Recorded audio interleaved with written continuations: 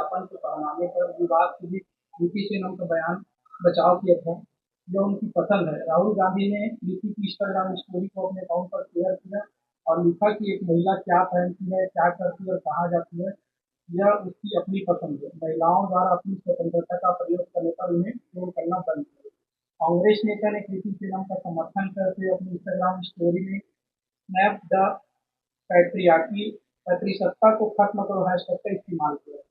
यह विवाद जीवीआईएल विवाद ज्वेलरी से एक हालिया विज्ञापन से जुड़ा हुआ है, जिसमें कृति सेनन नजर आ रही है। विज्ञापन में उन्होंने अपने ऑन स्क्रीन भाई को राखी बांधते समय केप और ड्रेप स्कर्ट के साथ ब्रालेट स्टाइल ब्लाउज पहने देखा जा सकता है। कैसे देखते हैं?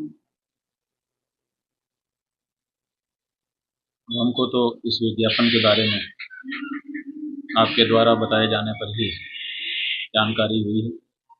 किसी और ने इससे पहले हमसे इसकी चर्चा नहीं की। लेकिन अगर कोई ऐसा पहनावा है जो भारत की संस्कृति और सभ्यता से मिलता नहीं है, तो स्वाभाविक है कि भारत के लोग उस पर प्रतिक्रिया करेंगे। सवाल ये नहीं है कि कौन क्या पहनना चाहता है और कौन उसको रोकता है, तो सवाल नहीं है। सवाल ये है कि आप जहाँ पर हैं वहाँ के वातावरण के अनुरूप आपको पहनना ओढ़ना चाहिए। तो जब आप हिंदू संस्कृति में ही रक्षाबंधन का पर्व होता है, अपने भाई को बहन रक्षा बांधती है, तो ये भाई बहन का जो त्यौहार है रक्षाबंधन, ये तो भारत में है, हिंदू संस्कृति में है। तो स्वाभाविक है कि आपको इस उत्सव को मनाते समय भारतीय परंपरा के अनुसार के वेश धारण करने चाहिए। आप मनाएंगे रक्षाबंधन, भारतीय संस्कृति का पर्व, और पहनेंगे विदेशी शैली का वस्त्र, ये कहाँ तक उचित है? तो इसलिए राहुल गांधी जी को यह समझना चाहिए कि वातावरण के अनुसार वेशभूषा पहनने के लिए कहा जाता है। जैसा देश वैसा वेश, एक सामान्य सी कहावत है। तो जैसा देश है वैसा वेश होना चाहिए। अगर कोई विशेष वेश है जो माहौल से कनेक्ट नहीं करता है, तो स्वाभाविक है कि उसकी तरफ सबका ध्यान जाएगा और लोग अपनी प्रतिक्रिया व्यक्त करेंगे।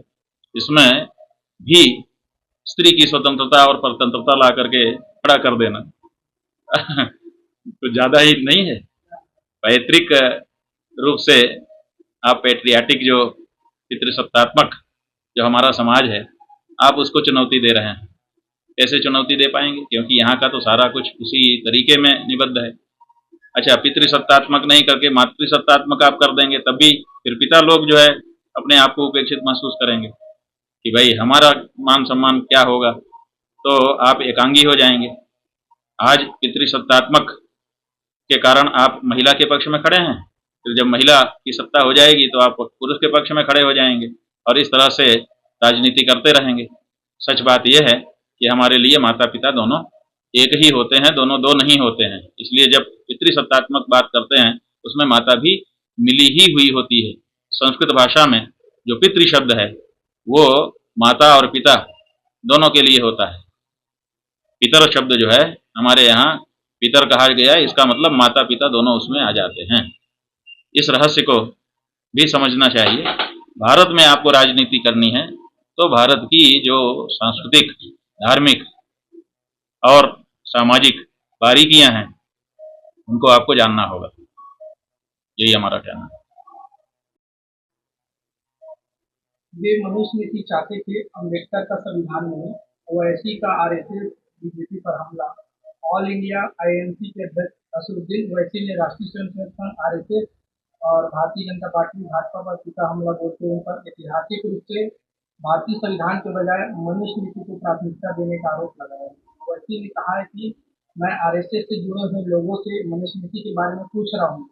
क्या ऐसा नहीं है कि 26 नवंबर 1949 को हमने संविधान अपनाया था, या फिर 4 दिन बाद 30 नवंबर को आरएसएस के प्रमुख पत्र में इसके खिलाफ एक शिकायत प्रकाशित की थी, जिसमें कहा गया था कि यह कोई संविधान नहीं है, इसके बजाय मनुस्मृति होनी चाहिए थी।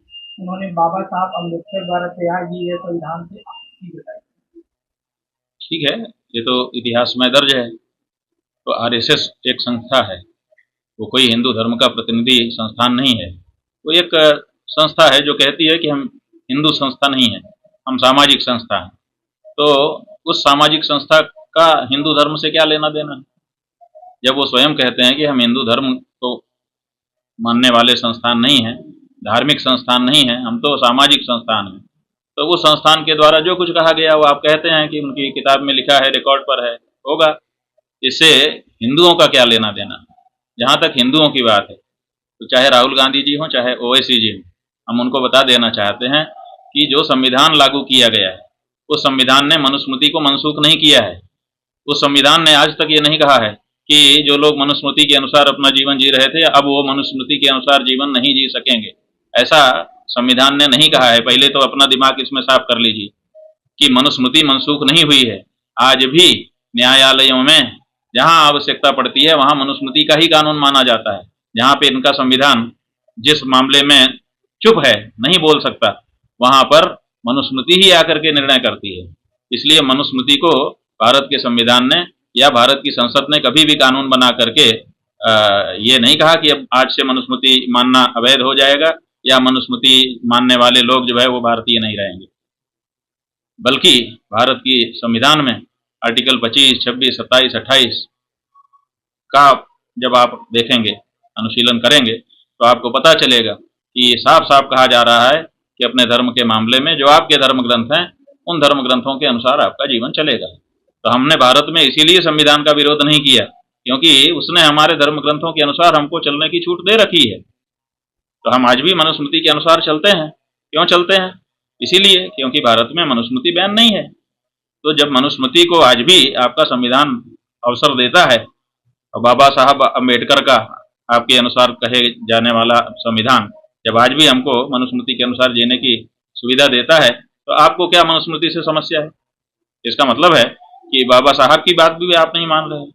बाबा साहब ने रास्ता बनाया था ना कि भाई जो चीज हम कह दे रहे हैं वो इसमें लागू होगा, जो चीज नहीं कह रहे हैं वो सब आपका जैसा है वैसा चलेगा। तो हमारा चल रहा है,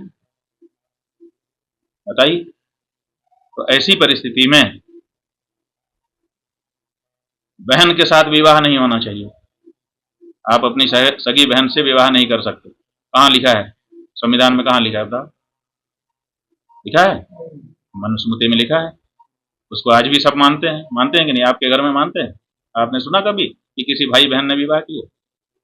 नहीं सुना। क्यों नहीं सुना? क्योंकि सबके जीवन में मनुस्मृति घुसी हुई है। मनुस्मृति के अनुसार समाज चल रहा है। संविधान तो ठीक है, आपने संविधान बनाया और संविधान में सब चीजों की चिंता नहीं की गई। सबसे बड़ी बात है, आपको हम बताना चाहेंगे कि संविधान में परलोक के बारे में कोई बात नहीं कही गई है। और जबकि हम परलोक मानते हैं कि जैसे ये लोक है वैसे परलोक है, हमको इस लोक के साथ साथ परलोक भी सुधारना है। तो हमारे परलोक का क्या होगा अगर हम तुम्हारे संविधान केवल संविधान पे निर्भर हो जाएंगे? तो आपका संविधान तो परलोक की चर्चा ही नहीं करता है, केवल सामने सामने जो चीज दिखाई देती है बस उतने के बारे में बात करता है। इसके अलावा संविधान मौन है। तो फिर मुसलमान भी मानते हैं कि परलोक होता है, ईसाई भी मानते हैं कि परलोक होता है, हिंदू भी मानते हैं कि परलोक होता है, और तुम्हारा संविधान तो परलोक के बारे में कोई चर्चा ही नहीं करता। तो कैसे चलेगा? संविधान मात्र को मान करके जीवन ही नहीं चल सकता। इसीलिए हमको संविधान के साथ साथ अपने धर्म ग्रंथों को मान करके ही चलने की जरूरत है, वो हम लोग चल रहे हैं। ये लोग राजनीति करने के लिए हमारे धर्म ग्रंथ के बारे में गलत बयानी करते हैं, जो कि ठीक नहीं है। आरएसएस हिंदू धर्म का कोई अंग नहीं है। आरएसएस स्वयं भी कहता है कि हम हिंदू संस्था नहीं है, हम तो सामाजिक संस्था है। और हम लोग स्वयं कहते हैं कि ये तो बल्कि हमारे हिंदू धर्म के दुश्मन है। एक तरह से हम लोग उनसे कोई संबंध नहीं रखना चाहते हैं, आलोचना प्रत्यालोचना होती रहती है। तो ऐसी स्थिति में ओवैसी को भी ये नहीं पता है, जैसे राहुल गांधी को नहीं पता है कि भाजपा वाले मनुस्मृति नहीं मानते, वैसे ओवैसी को भी पता नहीं है कि आरएसएस असली हिंदू नहीं है। दोनों भ्रम में गोल गोल घूम रहे हैं और मनमाना बोले जा रहे हैं। दोनों को अपने समझ को विकसित करने की आवश्यकता है।